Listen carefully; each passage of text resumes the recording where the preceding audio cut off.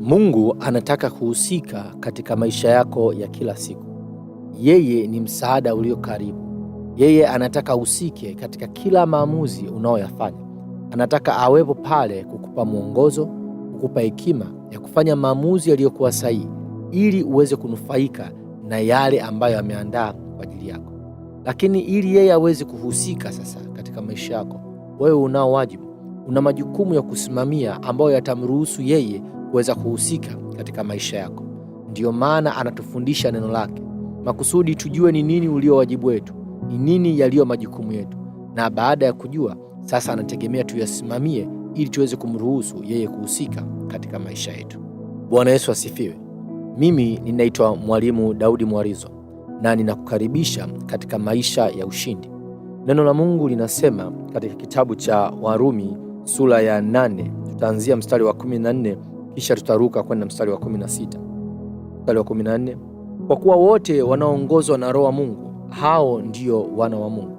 Maandiko yanatuonyesha kila mmoja anayeongozwa na Roho wa Mungu, huyo ni mwana wa Mungu. Lakini mwana wa Mungu ni nani? Mwana wa Mungu ni yule aliyempokea Yesu kuwa Bwana na Mwokozi wa maisha yake.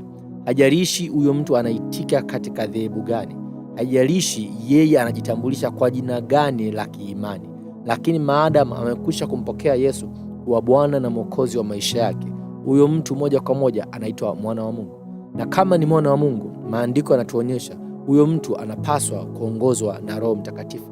Lakini Roho Mtakatifu anatuongoza namna gani? Tunaendelea mstari wa 16 kupata jawabu ya swali hilo. Roho mwenyewe hushuhudia pamoja na roho zetu ya kuwa sisi tu watoto wa Mungu. Kwa vile tumekuwa wana wa Mungu, sasa tunatakiwa kuongozwa na Roho Mtakatifu. Kwa kawaida, Roho Mtakatifu ana njia kuu mbili ambazo anatumia kuwaongoza wanadamu.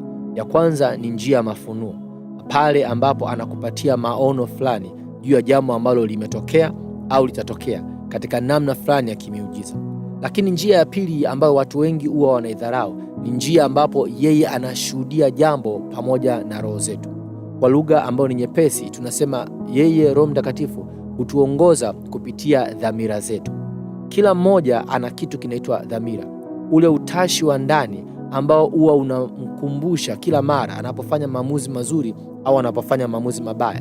Anapotaka kufanya jambo lilo zuri, kuna namna fulani unakuwa una amani kuhusu hilo jambo, na kama unataka kufanya jambo ambalo sio zuri, unakuta ndani ya roho yako kuna hali fulani ya kama kutokuwa na amani, kama msuguano wa namna fulani.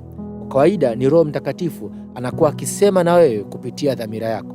Maandiko yanatuonyesha ya kwamba kumbe Roho Mtakatifu ambaye anafanya kazi kutuongoza, kutupeleka pale ambapo ahadi za Mungu ni halisi katika maisha yetu ya kila siku, anatuongoza kwa kutushuhudia, kwa kujithibitisha kupitia mioyo yetu, yani kupitia dhamira. Ndiyo maana utagundua kila mara unapokuwa ukifanya jambo ambalo sio sawa, siku zote rohoni mwako kuna kutokuwa na amani fulani, hali ya kuona kana kwamba kama kuna giza, kuna kutokuwa na furaha fulani. Hiyo inaashiria ya kwamba Roho wa Bwana anasema na wewe kuhusiana na jambo. Lakini kila mara unapokuwa na jambo la kimungu, jambo ambalo linaleta utukufu kwa Mungu, utagundua ndani ya moyo wako una amani. Kama wewe umekutana na changamoto hii, basi utagundua kuna uhalisia ndani yake. Mara nyingi angalia awamu ambapo ulifanya lile jambo ambalo Mungu alikuambia ulifanye. Aidha ilikuwa ni katika utoaji au ni kwenda kumtembelea mtu au kufariji watu. Utagundua baada ya kutekeleza lile jambo kuna furaha fulani unayo moyoni ambayo haiwezi kuelezeka. Ni Roho wa Bwana anakuambia umefanya vizuri. Lakini pale unapofanya jambo ambapo Roho wa Bwana alikwambia usilifanye, utagundua mara tu baada ya kulifanya lile jambo kuna hali ya huzuni inaingia ndani, kutokuwa na furaha, dhamira yako inaanza kukusuta. Ni Roho wa Bwana anakukumbusha ya kwamba hayo maamuzi uliyofanya sio maamuzi sahihi. Kwa hiyo ndugu mpendwa, usidharau mwongozo wa Roho wa Bwana ndani ya roho yako. Usidharau kile ambacho dhamira yako inakwambia.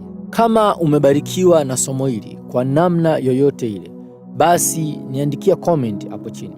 Lakini kama una swali au una jambo lolote ambalo linahitaji ufafanuzi zaidi, mawasiliano yangu yako hapo chini, nitafute. Ningependa niwe baraka kwako kwa kadri ya inavyowezekana. Mpaka hapo tutakapokutana tena, usisahau kuwa Mungu anakupenda na anataka wewe uishi maisha ya ushindi. Barikiwa.